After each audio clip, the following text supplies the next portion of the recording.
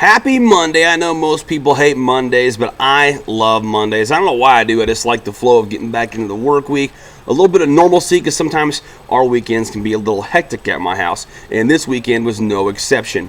We decided on Saturday to kind of see what was going on in the area garage sales as I live in a small town outside of Decatur in Blue Mound. So we decided to see what's going on. We find a refrigerator. Well, we have a fridge that was working fine, just was getting a little older, and we saw this one we thought would be a nice upgrade for us. So we decided, yeah, let's go ahead and buy this. So we got our new to us refrigerator, right? Well, that's great and all, but then you've got to get it home and get it in the house. Well, that's where the fun comes in. As you see, there's two of us in our house, me and my fiance. That's it. So anyhow, we go to the house where the fridge is located, just outside of Blue Mound.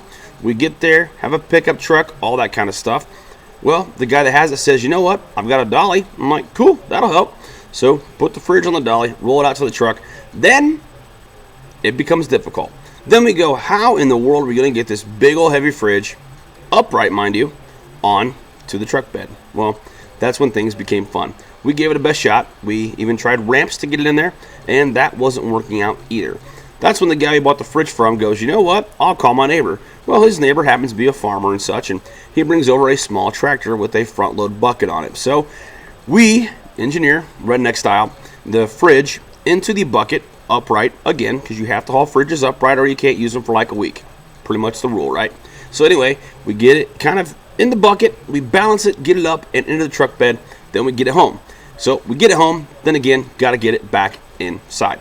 That's when neighbors come into play. And I've got to say, I've lived in Decatur a lot of my life, lived in Mount Zion for a little bit. I've lived in small towns twice, Warrensburg and Blue Mound. I've got to say, nothing against Decatur, nothing against Mount Zion, but small town living, it's something special. It is, because people come together every time something kind of happens to a neighbor. They help out, and they just lend a helping hand when they can too. I couldn't tell you how many times one of our neighbors has gone over and let our animals out, our dogs. When we've been gone for a long length of time, we just say, hey, would you mind letting our dogs out real quick? And along the way, hopefully there's things we've done for them to return those favors. Many times neighbors have brought over meals, and we've done the same to them. It's wonderful living in a small town. When our cat got loose around Christmas, we put it on Facebook, and within a day or two, the whole town is looking for him, and it feels great to be in a community that cares like that. So small town living, hey, it's got its perks.